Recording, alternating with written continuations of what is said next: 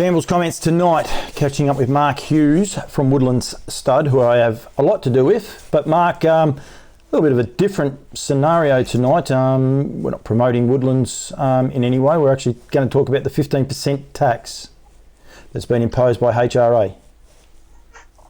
Yeah, look, good evening, Paul, and just totally befuddled and bemused by the recent announcement by Harness Racing Australia on April 16th about posting a 15% levy, or as we refer to it in Australia, it's called a tax actually. Let's call it a tax. Australians hate tax. So that's what Harness Racing Australia intend to do. Put a tax on all your shuttle stallion breeds from the USA, Canada, and frozen semen breeds as well from those jurisdictions, as well as European breeds for our trotting brotherhood as well. So I've been in the sport for 35 years now and been to a lot of rodeos, Paul, but this is possibly the most stupid, ill-imposed policy decision about to be made against the industry. You've been in the industry for a long time and you work on both sides of the ditch. Before we go into all the intricacies and the people that you represent, have you ever been witness to something that's been brought in and it's supposedly done under guidance and it's asking for everyone's feedback on it, but the more you hear, the more that it's a done deal?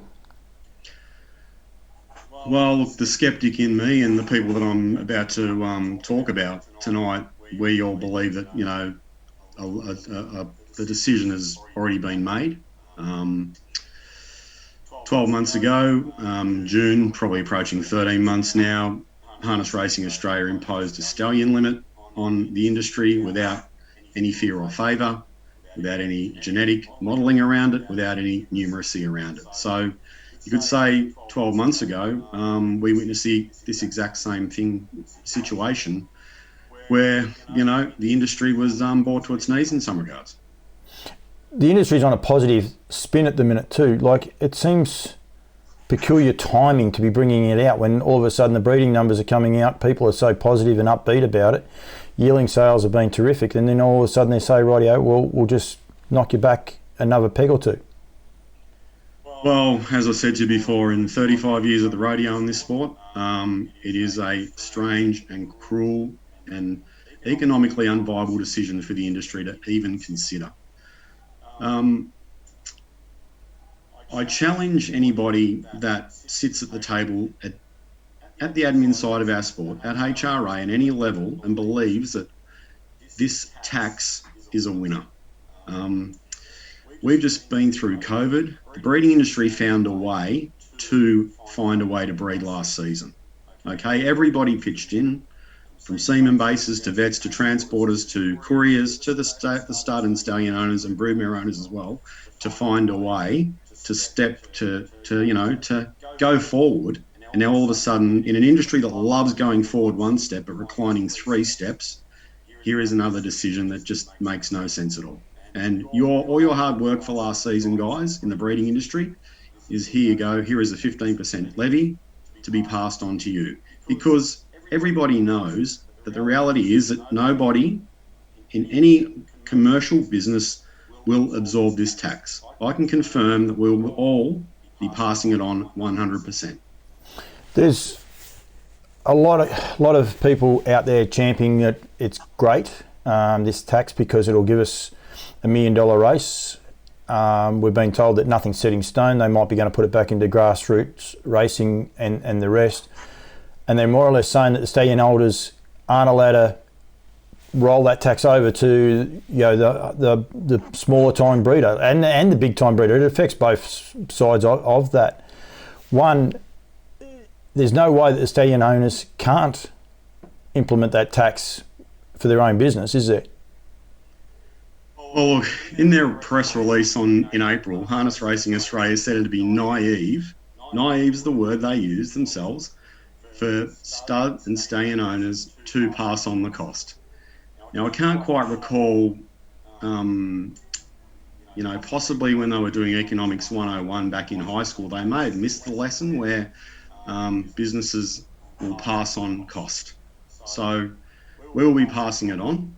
There's no doubt about that. And look, earlier this week, a number of studs, big and small, frozen semen people as well, banded together to write a letter to Harness Racing Australia seeking answers about clarification around this whole matter. So tonight I speak on behalf of Woodland Stud, Alabar, Neville, Empire Farms, Northern Rivers, Tipperary Equine, Darren Ray, Madawi Lodge, Cobbity Lodge in Sydney, Stallions Australasia. The list goes on. There will be a number of people affected by this. And it's there's a great Australian saying, Paul, and it's called, would this pass the pub test? And for our New Zealand and Australian and Canadian viewers, this would not pass the pub test in any capacity whatsoever. Let's get the elephant out of the room. We'll go back to two questions. One question I've already fired at you, and then one that you've just raised then. You work for Woodland Stud. Yep. I'm sponsored by Woodland Stud, but Yep. you are not here representing Woodland Stud. Woodland Stud, on paper, possibly will be penalised the most. You've got Sweet Lou, American Ideal, What the Hill, and of course the old chestnut and Better's Delight, because I mean he's your dearest stallion, so you're going to cop him the most tax. So people could sit there and say you're here just to represent your boss and keep your boss happy. But that's not actually the case, is it? This isn't the case, mate. Unfortunately, as I said before, our sport looks into a precipice tonight, and in the coming weeks, we're looking into the abyss, the Australian breeders of standardbreds. Our feet are purely sitting over, looking into the abyss, because we cannot afford to pass to, for the industry to be held accountable for another 15%. For too long, administrators in this sport have sought and, taken the goodwill from all aspects of the industry and completely doubled down on it time and time again. Today, as stud holders and as stallion owners and the frozen semen, we are fighting back. We refuse to even think that they believe that we are naive to think we aren't going to pass this on. So the industry's got to take a stand now against this preposterous imposition. I did a podcast with Andrew Grierson, one of the heads of Woodland Stud just recently. And fair to say, he's just bemused, as I spent 4 days in New Zealand, and every breeder that I spoke to, any person over there, they're befuddled by it, aren't they? Is probably the best way to put it. Well, look, the New Zealanders are befuddled by it, and the reality is 95% of the Australian industry that breeds. They know and understand that no one will absorb this tax, and the breeder will see it in a bill. It's as simple as that. So the fact that the breeding industry, and now the racing industry, is relying on the breeding industry to possibly fund allegedly a $2 million race, right? Yep. Where we can't even find where the $2 million is going to come from to actually fund this race. So all the propaganda and rhetoric associated with this needs to be called out. This week, on Harness Racing Australia, $18 million is allegedly left and been spent in service fees by Australian breeders on shuttle and frozen semen stallions, right? Not at any stage did anybody from Harness Racing Australia talk to us and ask us commercially how much money, and I'm sure they didn't ask the others as well, about where that money that figure of 18 million has been plucked from obscurity. That figure would not take into account discounting, free returns, donations, and all tenders, etc. in that figure. That figure is a trumped up lot of rhetoric. They've basically taken American Ideal, served 100 mares at $10,000, so we've got him. Then that's where they've written their figures from, and then all of that goes back to the overseas people. Correct, and that goes out to the marketplace when that is A1 propaganda. A1 propaganda. Can you see any positive with this tax? Is there any? There's no positive with the tax here. No. Because it'll be passed on. Yeah. To our breeders. So some of the noise you hear is that we're going to have a big race produced out of this. One, you guys dispute that they'll actually be able to have enough money and data, money there to be able to have that $1 million race. or $2 million race, or however much it's going to be. If they have the $1 million race, how much benefit would that be to Australian racing? How long's a piece of string? Yeah. The reality is that the $1 million race would be taken out by a stable at the top end. Probably, and the reality is $1 million race would probably be, the sire would be a shuttle stallion or a frozen semen stallion. Yeah. So you cannot double down on the hand that keeps feeding you. The industry, as I said before, loves taking a step forward but then taking 3 steps back. This is a total cannibalisation of our industry. Andrew Kelly has been to Sweden and a lot of those places and championing the fact of how great their racing is and trying to bring those horses back. Do you see this as a fair backflip? Like he goes over to Sweden and sees a lot of these trotters and says, this is where we've got to get our breed to, and then all of a sudden, for some strange reason, we're going to tax and penalise these horses, and it's already happened because Volstead is not coming, and I was with Pat Driscoll to know that he won't be coming out. So, and there's already a couple of other casualties, a couple of new sires that were going to be coming out that won't be coming out. Can you understand why there's this big backflip, or can any of you guys work out where these big backflips come from? Look, we acknowledge that it is a massive backflip on behalf of Harness Racing Australia. But we understand that there are forces at work here that I'm happy to go on record and talk about down the track who are looking to clip the ticket of the industry. So I think what's happened is that all of a sudden the industry thinks it needs to tax its own to sustain. Don't be surprised. This is, and you see it time and time again when governments tax and councils tax and all that sort of thing. It's a Trojan horse. This may possibly open up another can of worms where don't be surprised that once they've doubled down on these horses, they start to attack the local horses. Because when these horses don't come and the frozen semen dries up, where's the money going to come from for the $1 million races and the $2 million races? And there is a flow-on effect. I said there before too, or there's already a flow-on effect. If you're expecting a free return back to Volstead this season, you're already in trouble because you ain't coming back. So it's already had that part that's going to slow down the way the trotter especially has progressed in the last few years in harness racing in Australia. And the trotters seem to be the ones that are going to be the most ones hit with a lot of these imported semen and shuttle stallions. And here's that point again about everybody saying about the internationalisation of our trotting brand, right? So here is the complete opposite. The narrative about having that brand here, here's the complete opposite now, is to tax that brand. Yep. So on one hand, they talk big game, but on the other hand, they want to do something completely opposite to the game they talk about. So I feel for Pat Driscoll at this moment in time, because Volstead is not returning. He's the first casualty, and I understand 2 deals have fallen over this week on shuttle horses that were coming down. I feel sorry for our trotting breeders as well, who have had access to any amount of semen over the journey via Pat and other parties that will now have to pay a tax. So the internationalisation of the brand, oh mate, it's come home to roost well and truly.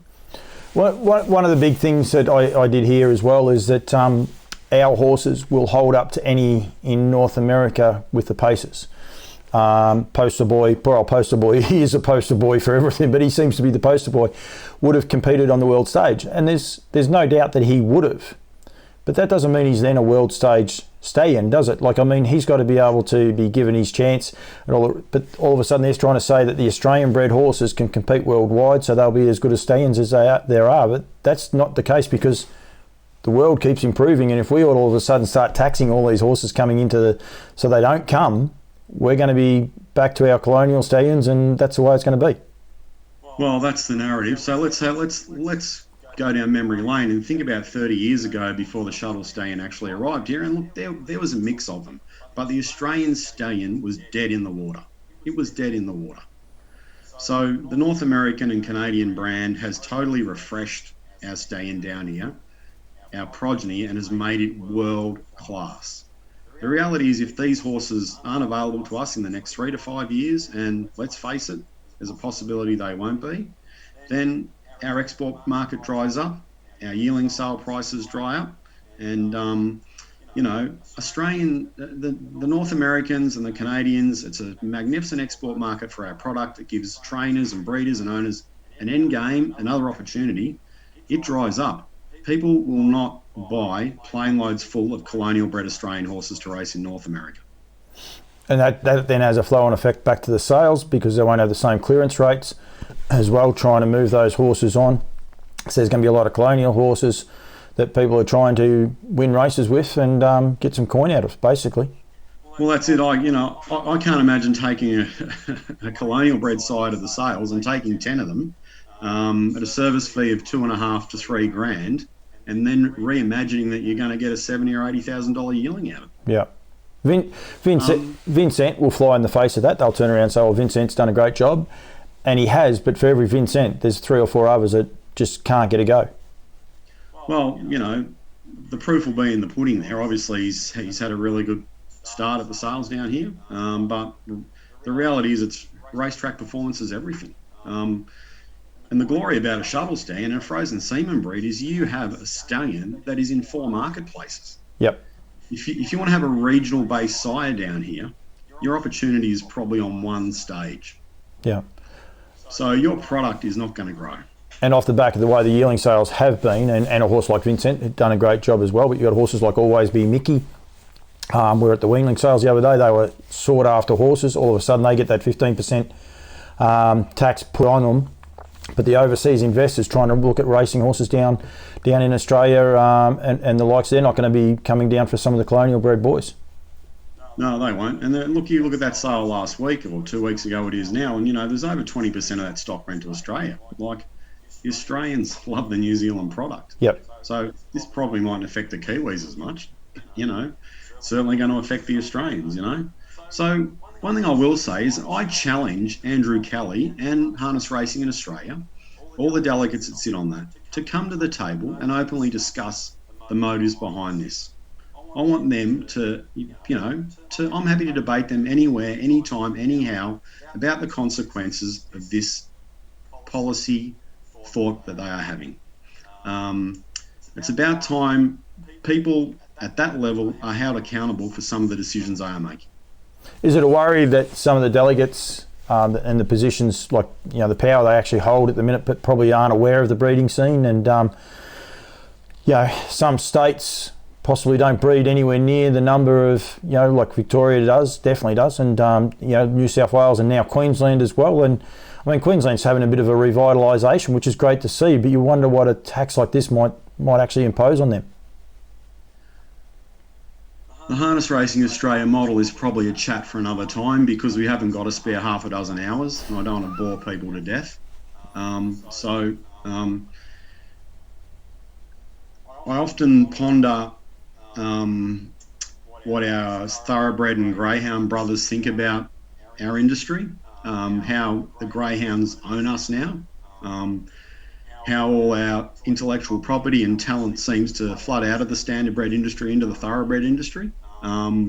So the Harness Racing Australia model is a chat for another day. I'd love to get half a dozen people in the room to talk about that, because let's face it, probably 3 of the 6 jurisdictions in this country are in a world of pain at the moment. And this is just going to be more pain. Yeah. Mark, thank you. As you said, you strongly represent a group of people. It is not Woodlands by any stretch. It is actually a group of breeders that are worried. They're worried their financial commitment as much as anything. There's new studs doing a lot of good things in harness racing. It just seems odd timing for mine. That's the one thing. Within the last 12 months, or just over 12 months, I've done a lot with the breeders, Breed to Succeed, and a lot of successful stuff. You watch the yearling sales, and it don't matter which hat you wear, Nutrient, APG, NZB, all positive, all up, a lot of upbeatness about the whole thing, and then all of a sudden this comes in and it's just like, wow. Yeah, look, just 3 things before we finish. Everybody that is in this industry is a custodian of it, okay? No matter what part they play. The reality is now is that for too long, too many people have just quite happy to roll over and accept things. That's got to stop. Second point is, I implore every breeder and or person that doesn't necessarily breed to get in contact with their state delegate or talk to her, email Harness Racing Australia, their phone numbers attached to all this information they are putting out, and let them know that this idea is insidious. And I finally, any person that believes that this is the right way to go is, I'm totally bemused by. And once again, I challenge HRA and their delegates and any mouthpiece for them. I'll happily go anywhere to chat about this and talk to them and debate them openly about the massive ripple effect and the dumbing down of our sport, that is possibly about to take place. As I said, this does not pass the pub test. It doesn't pass the pub test, and it's not going to solve any problems of harness racing, but what it has done is caused a lot of angst between a lot of people who have got a huge financial investment in this industry, both in Australia and abroad. As I said, recently being in New Zealand, and a lot of the Kiwis are watching. Fair to say they're a bit puzzled by it, and the like. So it's an interesting one. I'm sure the people abroad are even more puzzled by it. I'm sure the owners of Volkstead are really scratching their head. There's a lot of people dancing out. There was another very good horse on the way down here next season. And just when you sit down and watch a race track meeting, and you see all the back straight signage at all of our venues, particularly people have a very good look at Melton, the back straight signage. I'm pretty comfortable saying that at least 50%, probably more of those signs in the back straight, are made up from the breeding industry. Sales companies, stallions, studs, semen bases. It's probably very, very applicable in most places. It'd be sad for all those signs to be removed, because that will be one of the possible outcomes of this. So have a good think about this. And as I say, I challenge anybody on this to talk openly about it, particularly the administrators who are about to make a decision about it.